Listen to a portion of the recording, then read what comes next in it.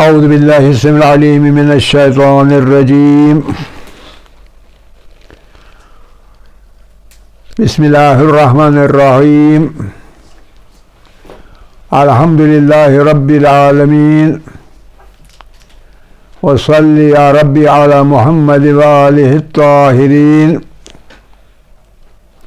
اللہم صلی علی محمد وآل محمد وعجل فرجہم وعجل لولیک الفرج یا کریم واجعل فرجنا بفرجہ یا ارحم الراحمین توکلت علی اللہ العظیم رب اشرح لی صدری ویسر لی امری واحلل عقدۃ من لسانی یفقہوا قولی رب یسر ولا تعسر وتمم بالخیر آمین یا رب العالمین۔ عزیزان گرامی، علم کلام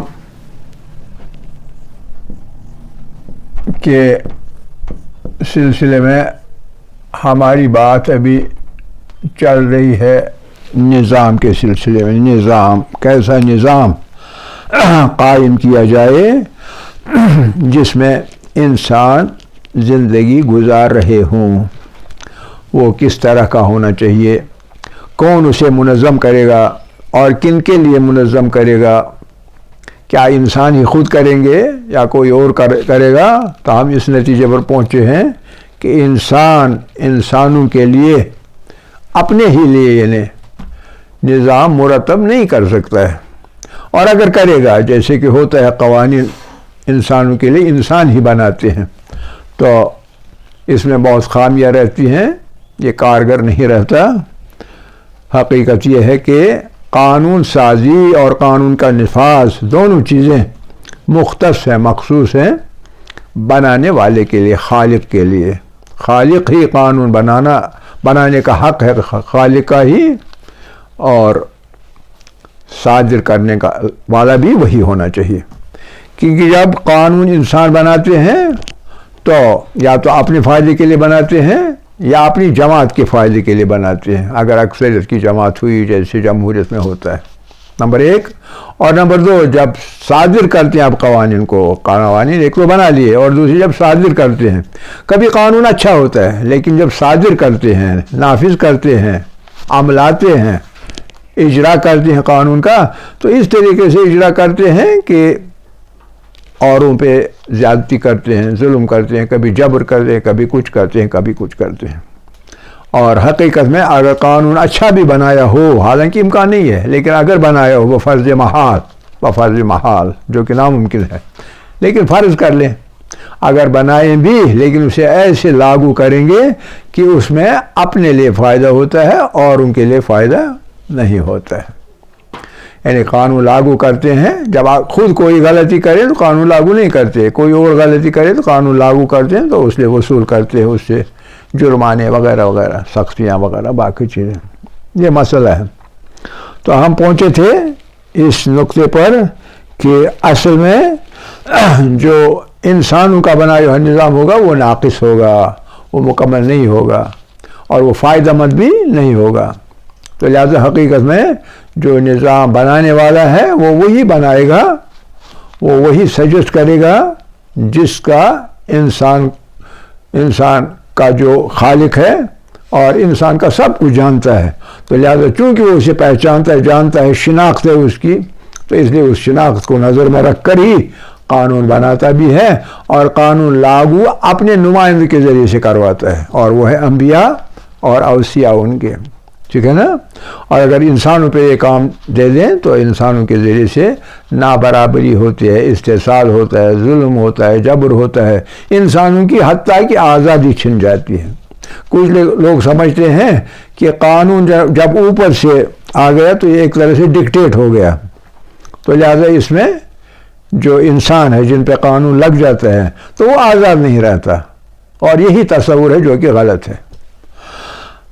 حقیقت یہ ہے کہ جو انبیاء ہوتے ہیں، جو قانون کا نظام لا کے لاگو کرتے ہیں، تو وہ انسانوں کی آزادی کے علم بردار ہوتے ہیں، نہ کہ ایک وہ انسانوں کی آزادی کے مخالف ہوتے ہیں، ایسی بات نہیں ہے۔ لیکن ہم نے کل بھی کہا کہ جو لبرٹی کا نعرہ ہے ہمارے لیے، وہ نعرہ بلا شرط نہیں ہے، بغیر حدود کے نہیں ہے۔ لامحدود آزادی کسی کو نہیں مل سکتی ہے۔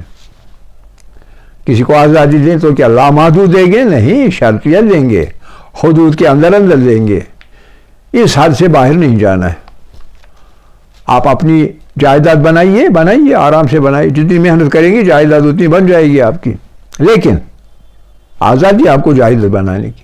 لیکن جائیداد اپنی بناتے اور ان کی جائیداد پہ آپ ڈاکہ نہیں ڈالیں گے، یہ حد بندی ہے، اسے آگے ریڈ لائن ہے، خط سرخ آپ پار نہیں کر سکتے ہیں، اور ان کی آزادیوں پر آپ قدغن نہیں لگا سکتے۔ قدغن یعنی لمٹ لگانا، قدغن آپ نہیں لگا سکتے، اور ان کی آزادی اور ان کی چیز پر ڈاکہ نہیں ڈال سکتے ہیں۔ تو لہذا آزادی کے علم بردار ہوتے ہیں انبیاء جو ہیں، انبیاء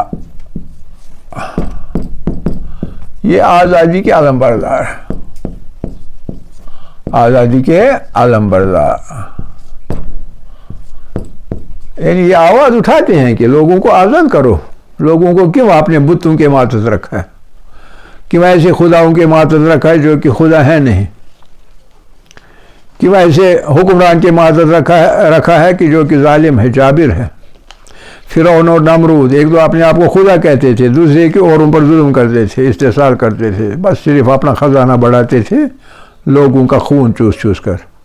تو لہذا انبیاء اس چیز کے مخالف ہیں، اس چیز کے مخالف۔ لیکن جو آزادی، حقیقی آزادی مطلب یہ آزاد ہے آپ کچھ بھی کرنے کے، لیکن صرف اس حد تک جب تک اوروں پر اس کا اثر نہ پڑتا ہو۔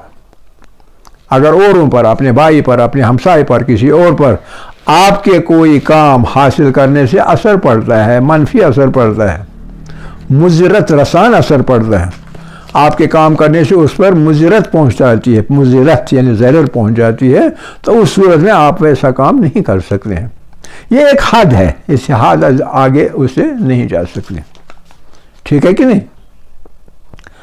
راستہ چلنے کے لیے آپ اپنا مکان بناتے ہیں، اس کے لیے دیوار بناتے ہیں، تو دیوار آپ راستے میں سے آج اپنے ساتھ ملاتے ہیں، تو یہ اختیار آپ کو نہیں ہے۔ کوئی آزادی جو انسان کو ہونی چاہیے، وہ آزادی لمٹ لیس نہیں ہونی چاہیے، وہ لمیٹڈ ہونی چاہیے۔ لیکن آج کل جو یہ لبرٹی کے نعرے لگانے والے ہیں، آزادی کے نعرے لگانے والے، فریڈم، بالکل فری ہونا چاہیے، تو یہ اس چیز کو قطع نظر کر کے اس چیز کے یہ نعرہ لگاتے ہیں۔ کس چیز سے قطع نظر؟ یہ کہ آپ کے کچھ حصول کرنے کے لیے، حاصل کرنے کے لیے، آپ کی آزادی کے لیے کسی دوسری کی آزادی پر ڈاکہ نہ ڈلے۔ آپ سنیے، جو شوق سے سنیے، جو کچھ سننا ہے، تقریر سنیے، لیکن ایسے نہ سنیے کہ اور لوگ ہیں وہ سننا نہیں چاہتے، آپ زبردستی ان کو سنا رہے ہیں۔ جیسے ہم اپنی مسجدوں میں، اپنی عبادت گاہوں میں سپیکر لگاتے ہیں، یہ حق نہیں پہنچتا ہے آپ کو کہ آپ زبردستی ہم کو سنا رہے ہیں، ہم سننا نہیں چاہتے ہیں، آپ کیوں ہمیں سنا رہے ہیں؟ خاص کرتاب، جبکہ یہ ہمارے لیے مضر ہے۔ ہم نے ایک بار کہا تھا یہ نکتہ کہ جو میزان ہے دنیا کا قائم رکھنا، لا تخسر المیزان، یہ میزان جو ہے اس کو درہم برہم نہ کرو، یہ اللہ کا حکم ہے۔ اللہ کا حکم جب یہ ہے تو مثال کے طور اس حکم کی خلاف ورزی تب ہوگی جب آپ ساؤنڈ پولیوشن کریں گے رائج، آپ کے ہاتھوں ساؤنڈ پولیوشن ہو جائے گی، ایک خاص حد تک آدمی سن سکتا ہے، اس سے زیادہ سنے، آواز آپ کی بہت اونچی ہو جائے، آپ کی سماعت پر برے اثرات پڑتے ہیں۔ سماعت، سننے کی شکتی، یا یہ کہ آپ کے زیادہ شور مچانے سے میں طرح طرح کی نفسیاتی بیماریوں کا شکار ہوتا، یا میرے روزمرہ کے کام جو ہیں وہ متاثر ہوتے ہیں، میں پڑھتا ہوں، آپ کے شور سے میں پڑھ نہیں سکتا ہوں، میں بیمار ہوں، آپ کے شور کی وجہ سے میری بیماری پر اثر پڑتا ہے۔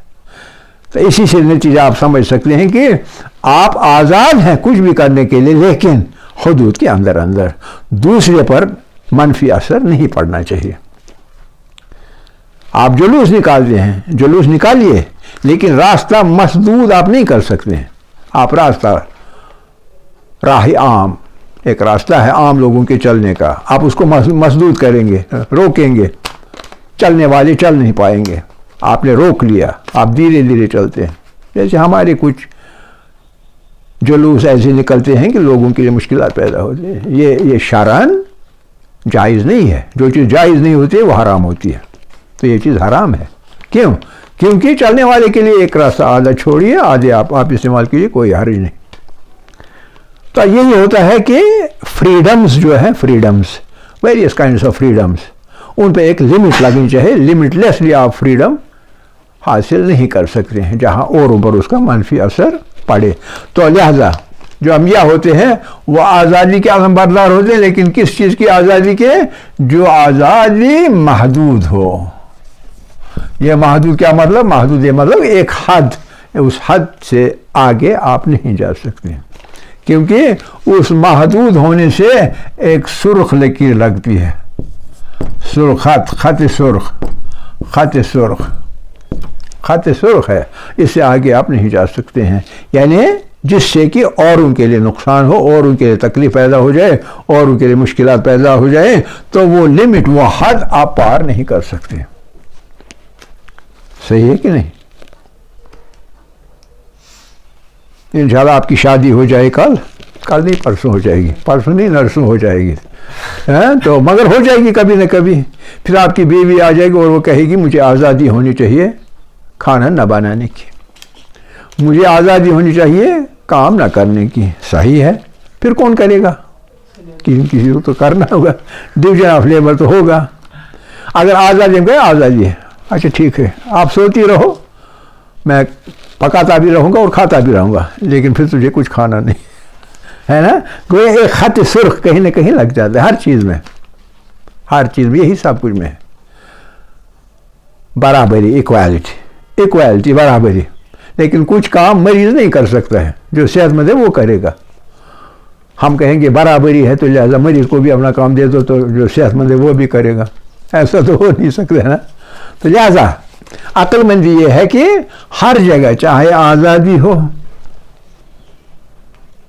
چاہے برابری ہو، ان چیزوں میں حدود ہوتے ہیں اور ہونے چاہیے بھی، اور اللہ نے بھی یہ حدود رکھے ہیں. صحیح کہ نہیں؟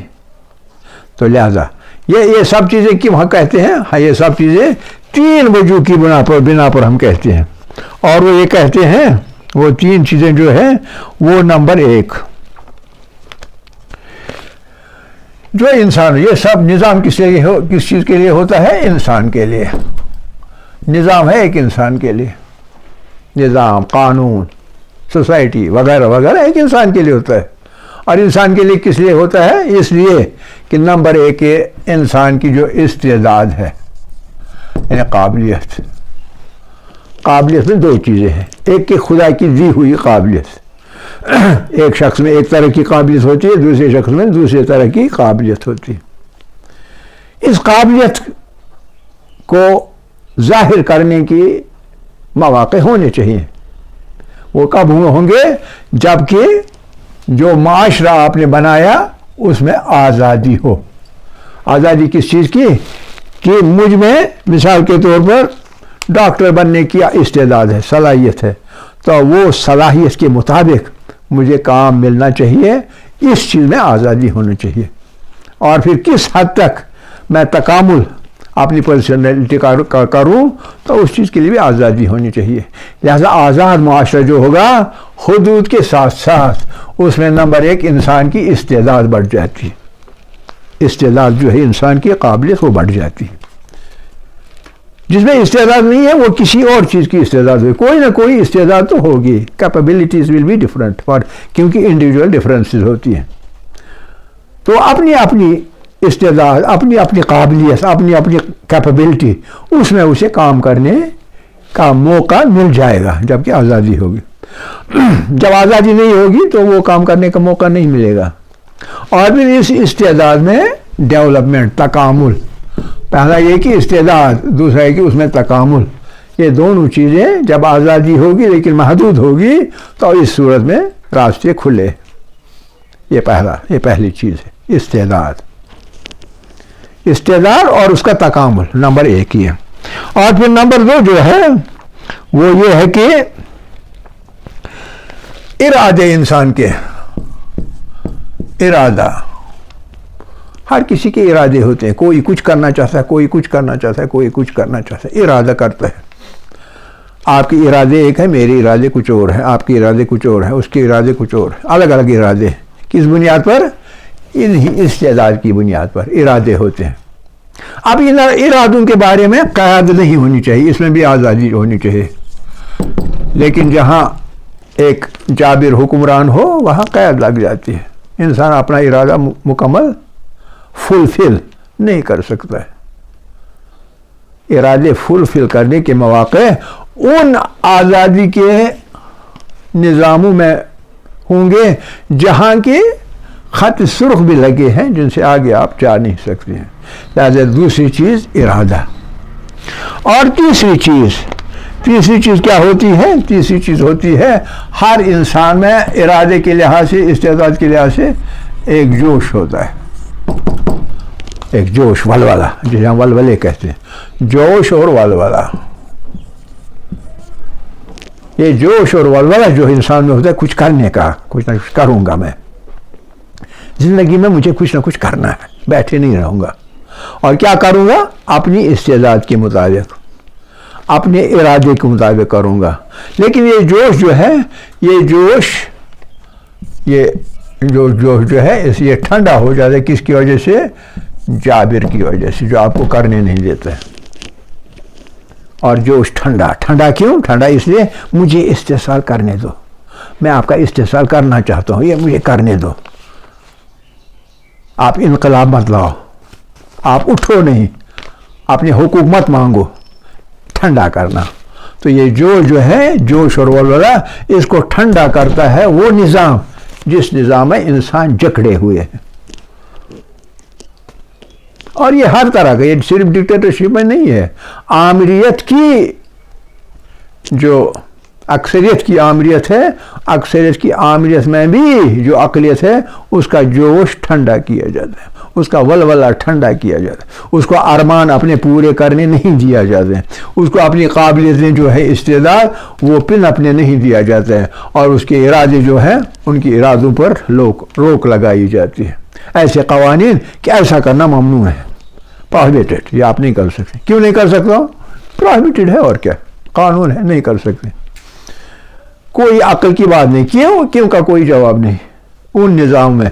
لیکن یہاں اگر کہیں حدود ہے تو جواب ہے. یہ حدود کیوں ہے؟ اس لیے ہے کیونکہ آپ کے کرنے سے دوسرے کا کرنا محدود ہو جائے گا.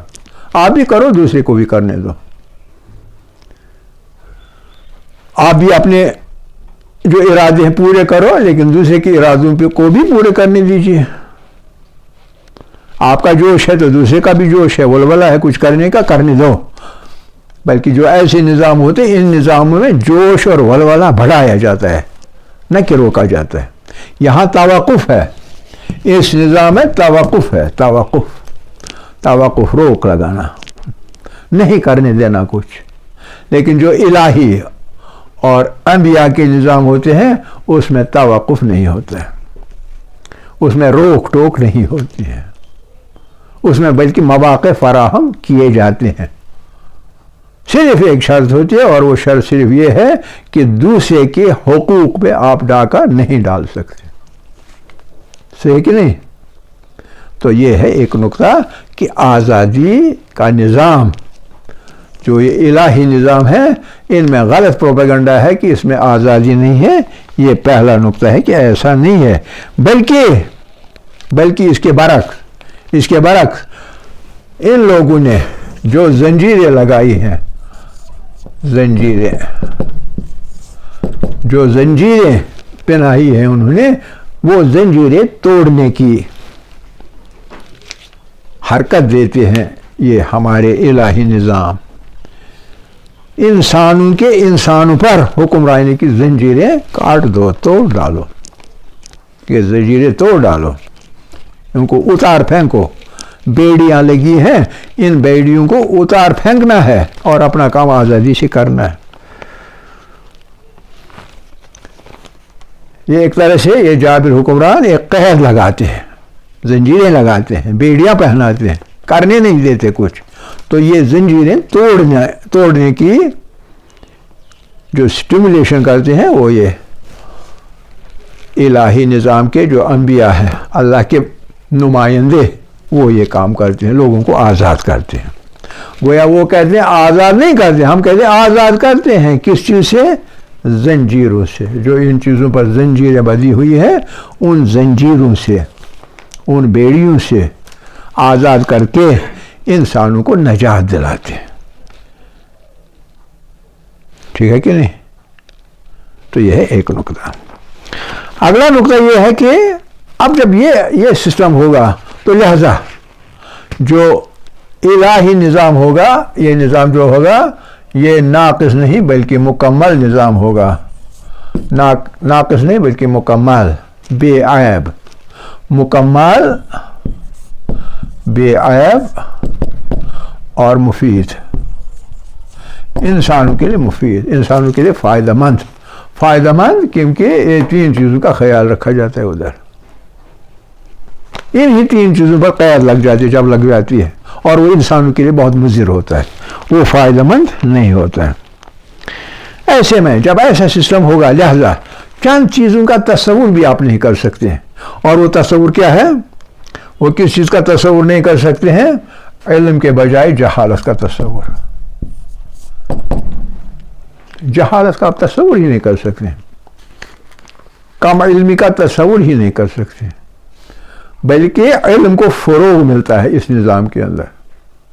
یہ لوگ انسان کو کئی چیزوں سے جاہل رکھنا چاہتے ہیں، کئی چیزوں سے لا علم رکھنا چاہتے ہیں، جس سے ان کے اپنے مفاد پورے ہوتے ہوں اس طرف لوگوں کو دیکھنے نہیں دیتے، وہ سمجھنے نہیں دیتے، وہاں جاہل رکھتے ہیں. صرف وہ چیزیں لوگوں کو ان چیزوں کا علم دیتے ہیں جن چیزوں سے انہی کو فائدہ ملے گا، خود انسان کو کوئی خاص فائدہ ملے گا.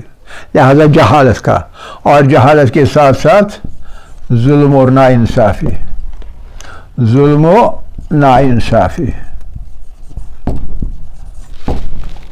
ظلم اور ناانصافی. اور سب سے بڑھ کر خاص چیز یہ سب کے انسان کا ایسے لوگ کرتے ہیں اس لیے کہ یہ خود پرست ہوتے ہیں. خود پرستی، خود پرستی نہیں بلکہ تمام لوگوں کا بھلا جان انسان سوچنا چاہیے، تمام لوگوں کا فائدہ، صرف اپنا نہیں. خود پرستی، ناانصافی، ظلم، جہالت. اور خود پرستی کس لیے؟ کہ منفعت طلبی، منفعت طلبی. ان چیزوں کا تصور بھی اس نظام میں نہیں کیا جا سکتا. امکان نہیں ہے کہ آپ ان چیزوں کا تصور کریں. یہ چیزیں عام ہوتی ہیں کہاں؟ جہاں انسانوں نے نظام بنایا ہو اور وہ قدرتی طور پر خود غرضی پہ مبنی ہوگا. اسی لیے قرآن کے اندر سورہ مائدہ، المائدہ کی 50ویں آیت، 50ویں آیت، المائدہ کی 50ویں آیت جو ہے، اس 50ویں آیت میں اللہ کا فرمانا ہے حکم الجاہلیت، حکم الجاہلیت یابغون، یابغون، یابغون کیا یہ لوگ یابغون چاہتے ہیں؟ کیا یہ لوگ چاہتے ہیں کیا؟ حکم الجاہلیت، جاہلیت، جاہلیت میں جہاں خدا کا تصور نہ ہو، جاہلیت کے احکام کو، قانون کو لاگو کرنا، کیا یہ وہی چاہتے ہیں؟ کیا پس حکم الجاہلیت یابغون، یہ لوگ جاہلیت کا حکم، قبل از اسلام کا جاہلیت کا حکم چاہتے ہیں. کیا یہ لوگ جاہلیت کا حکم چاہتے ہیں؟ حالانکہ وقف مطلق تا چھوٹی سی، حالانکہ اس کے بجائے ومن احسن من اللہ حکمان لقوم یوقنون، ومن احسن، کون ہوگا، احسن بہتر، کون ہو سکتا ہے بہتر، من اللہ اللہ کے مقابلے میں، اللہ کے مقابلے میں کون بہتر ہو سکتا ہے، لقوم حکمان، حکم کے لحاظ سے، حکم چلانے کے لحاظ سے، قانون چلانے کے لحاظ سے، کن لوگوں کے لیے، لقوم یوقنون، ایسے لوگوں کے لیے جو کہ یقین رکھتے ہیں، یعنی جو یقینی طور پر یقین کی بلندیوں پر مومن ہیں، لقوم یوقنون، یقین والے مومن لوگوں کے لیے سب سے بہترین جو حکم کے لحاظ سے ہے، احسن، سب سے بہتر وہ اللہ ہے، اس کے مقابلے میں اور کوئی نہیں ہو سکتا۔ احسن جب ہوتا ہے یہ اس میں تفضیل ہے، اس میں تفضیل سپرلیٹو ڈگری کا ایڈجیکٹو، اس میں تفضیل، اس کو کہتے ہیں افضل التفضیل، یعنی سب سے بہتر حکم چلانا، حکومت چلانا، کن کے لیے، مومنین کے لیے، کون ہو سکتا ہے، اللہ کے مقابلے کوئی اور نہیں ہو سکتا، اس کے برابر کوئی نہیں ہے۔ کیا اس کے مقابلے میں افحکم الجاہلیت یبغون، کیا یہ جاہلیت کا حکم چاہتے ہیں یہ لوگ، یعنی جو کہ کافر لوگ ہیں، کفار ہیں، ڈس بلیورس، غیر مومن ہیں، غیر مومن لوگ، کیا یہ جاہلیت کا حکم چاہتے ہیں اپنے اندر قائم کرنا، حکم یعنی حکومت،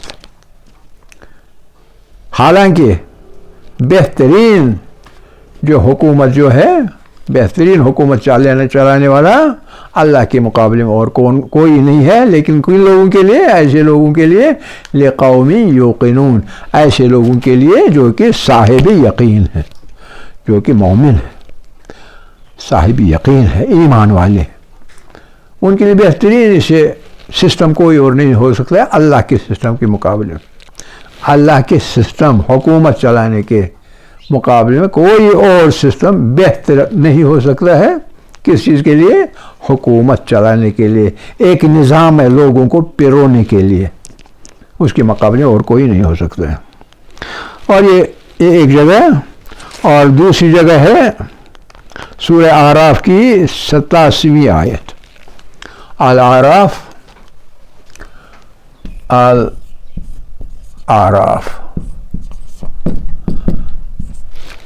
87، 87واں آیت، 87th ورس۔ اس 87th ورس میں کیا کہتے ہیں، اللہ تعالیٰ فرماتا ہے وَإِن كَانَ، اور اگر ہوتا، وَإِن كَانَ طَائِفَةٌ مِّنكُمْ، آپ میں سے ایک جماعت اگر ہوگی، آمنوا، جو کہ ایمان لائے، بالذی، اس پر، ارسلت بھی، جو مجھ پر نازل کی، یعنی قرآن کے مقابلے میں، اور اس کے مقابلے میں دوسری جماعت ہوگی، وَطَائِفَةٌ لَمْ يُؤْمِنُوا، اور ایک طائفہ ہے جو قبول نہیں کرتے ہیں، مانتے نہیں، کچھ لوگ وہ ہے جو قرآن کو اس پر ایمان لاتے ہیں، اور ایک جماعت ہے کہ جو لم آمنوا، لم یؤمنوا، لم ہمیشہ مظاہرے کے ساتھ آتا ہے، لم یؤمنوا، جو کہ ایمان نہیں لاتے، جنہیں ایمان آئے ہی نہیں۔ اگر ایسا ہوا، فاصبروا، پس آپ لوگ صبر کریں، آپ اپنی راہ چلیں، ان کو اپنی راہ چلنے دیں، کب تک، حتیٰ، اس وقت تک جب کہ یحکم اللہ، جب اللہ فیصلہ کرے گا، بیننا، ہمارے درمیان، یہ پیغمبر کہہ رہے ہیں، ہمارے یعنی ایمان لانے کے درمیان اور غیر ایمان لانے کے درمیان اللہ فیصلہ کرے گا، وہو خیر الحاکمین، حاکمین کے دو معنی نکلتے ہیں، وہ خیر الحاکمین، اور وہ بہترین فیصلہ کرنے والا ہے، نمبر ایک، اور دوسرا وہ خیر الحاکمین، بہترین حکومت فراہم کرنے والا بس اللہ ہے، دو معنی میں، ایک یہ بہترین فیصلہ وہی کرے گا، دو میں سے کون حق پر تھا اور کون حق پر نہیں تھا، سمجھے نا؟ تو یہ دونوں آیتیں جو ہیں، یہ دونوں آیتیں ہمیں بتاتی ہیں کہ جو نظام سوسائٹی کا اس کے قوانین کے سمیت بہترین ہے وہ انبیاء کا نظام ہے. اور یہ سب کیوں ہے اس کی وجہ بتاتے ہیں. اگلا تیسرا نقطہ، یہ دوسرا تھا، اور تیسرا نقطہ یہ کہ کل ہم نے اس کی بات کی، ایک اجتماعی مصلحتیں ہوتی ہیں، مسالے یعنی انٹرسٹ، اور ایک شخصی مسالے ہوتے ہیں، ایک شخصی مسالے.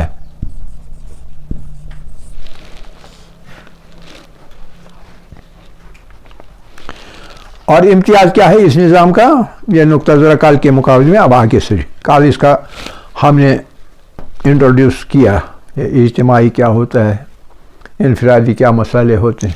اب آج اسی سے آگے، اور اس سے آگے کیا ہے، اس سے آگے یہ ہے کہ اجتماعی مصالح ہیں